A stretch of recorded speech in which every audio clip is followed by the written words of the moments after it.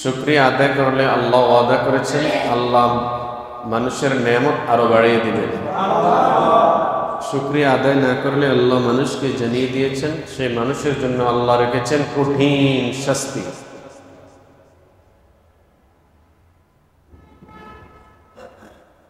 আল্লাহ মানুষ সৃষ্টি করছেন,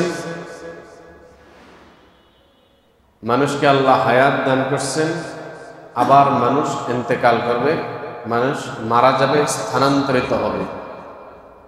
মাঝখানে মানুষকে আল্লাহ হায়াত দান করছেন অল্প দিনের। মানুষ বেশির থেকে বেশি বর্তমান জামানায় 150 বছরের মানুষও এই দুনিয়াতে আছে কিনা সন্দেহ আছে। এই যে পরকালের তুলনায় বা পৃথিবীর তুলনায় মানুষের হায়াত একেবারেই কম।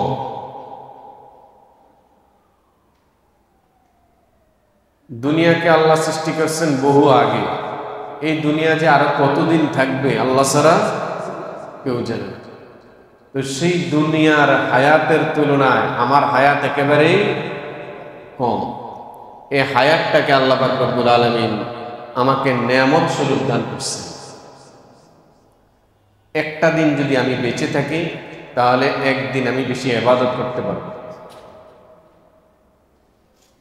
হায়াতের গুরুত্ব বুঝে ইবাদত করা যে ব্যক্তি করতে পারল, কোরআন হাদিসে এসেছে সে বুদ্ধিমান। যে নিজেকে চিনল, হায়াতের গুরুত্ব বুঝল, সে হলো বুদ্ধিমান। হাদিসের মধ্যে এসেছে যে তোমরা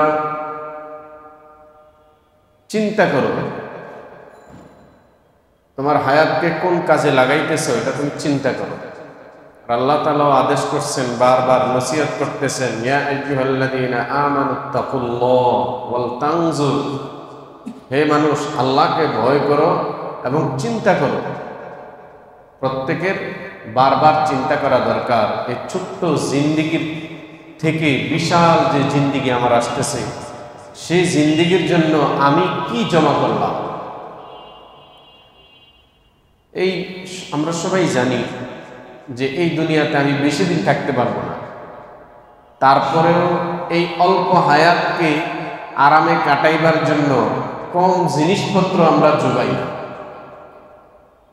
10 বছর, 20 বছর, 50 বছর থাকবো দুনিয়ায়। এই অল্প 50 বছরের জিন্দেগির জন্য আমরা কত রকমের জিনিস সংগ্রহ করতেছি।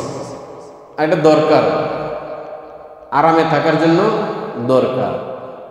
এখন সেই তুলনায় যে জিন্দেগিটা আমাদের আসতেছে, যে জিন্দেগির শুরু আছে শেষ নেই, সেই জিন্দেগির জন্য কেমন সম্পদ জমানের দরকার।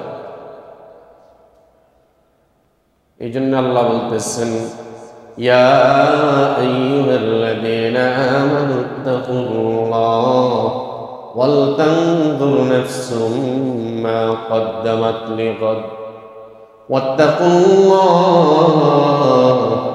ইন্নাল্লাহা খাবীরুম বিমা তা'মালুন। হে ঈমানদার, তোমরা আল্লাহকে ভয় করো এবং ভবিষ্যতের জন্য কি জমা করছো এটা চিন্তা করো। এই চিন্তা নিয়েই তো আপনারা তাফসীর শুনতে এসেছেন। এই চিন্তা ভিতরে আসে বলেই এশার নামাজ আদায় করার পরও মসজিদ ভরা মানুষ ছিল। প্রত্যেকেই কেউ বাসা বাড়িতে চলে গেছেন, কেউ কাজে চলে গেছেন। আপনারা চিন্তা করছেন কোরআনুল কারীমের একটু তাফসীর শুনি। এই যে তাফসীরের শুরুতেই এই গোটা একটা পৃষ্ঠা তেলাওয়াত করলাম। একটা পৃষ্ঠাতে 15টা লাইন আছে। কতটা লাইন? 15টা লাইন।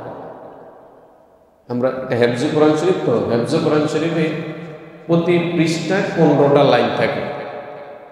এই 15টা লাইনের মধ্যে যদি আপনি মনে করেন এক লাইনে যদি 100টা অক্ষরও থাকে, প্রতি অক্ষরে কয় নেকি? 10 নেকি। সর্বনিম্ন প্রতি অক্ষরে কয় নেকি?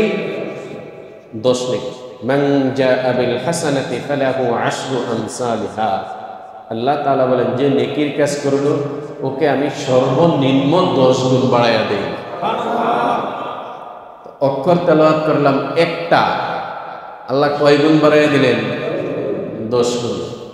তাহলে সর্বনিম্ন এখানে আমরা 10টি সওয়াব পাবো।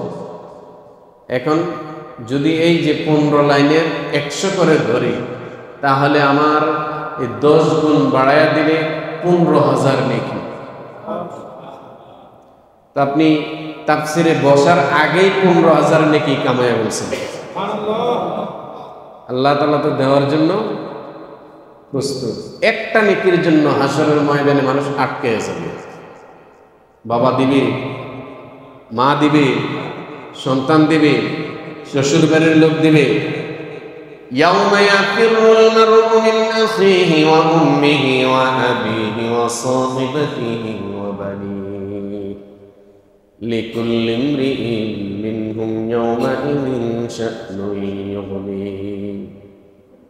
ইয়াউমা ইয়াফিরুল মার'উ মিন আখিহি, ভাই দৌড়াবে একদিকে, মা দৌড়াবে একদিকে, বাবা দৌড়াবে একদিকে, কেউ কারো কোনো কাজে আসবে না। তো তাফসীর শোনার মধ্যে প্রথম ফায়দা হলো এটা যে বসার সাথে সাথে 15,000 নেকি কামাইয়া বলছে। কোনো সন্দেহ আছে এটার মধ্যে? কোনো সন্দেহ নেই। আল্লাহ বলছেন, রাসূল বলছেন, মান ক্বারাআল কুরআন ফালাহু 10 হাসানাত। যে কোরআনুল কারীমের একটি অক্ষর তেলাওয়াত করলো ওর আমলনামায় 10 নেকি দেওয়া হয়। আল্লাহ পাক রব্বুল আলামিন আমাদেরকে আল্লাহর কালামের তাফসীর বেশি বেশি শোনার তৌফিক দান করুন। তাফসীর শুনলে মানুষের দিমাগ খুলে, জেহেন ধার হয়, ব্রেনে ধার হয়। আর গান বাদ্য শুনলে মানুষের জেহেন নষ্ট হয়ে যায়, জং পড়ে, মানুষের স্মরণ শক্তি নষ্ট হয়ে যায়। কোরআনুল কারীমের দিকে তাকাইলে চোখের পাওয়ার বাড়ে, অশ্লীল দৃশ্যের দিকে তাকাইলে চোখের পাওয়ার আস্তে আস্তে নষ্ট হয়ে যায়। তো বিচার তো সামনে, আপনি চিন্তা করেন আপনার চোখের পাওয়ার কি ধরে রাখবেন না নষ্ট করে ফেলবেন? এই সিদ্ধান্ত আপনি নেবেন। আপনার ব্রেন দিন দিন ধার হবে নাকি এটা জং ধরে নষ্ট হয়ে যাবে। এই জন্য যেখানেই কোরআনুল কারীমের তাফসীর হবে, হক্কানি উলামায়ে কেরামের বয়ান হবে, এই সমস্ত মজমাতে বসলে মানুষের দিলও খুলে, আকলও খোলে। এরকম মজমাতে বসবেন, আল্লাহ তৌফিক দান করুন।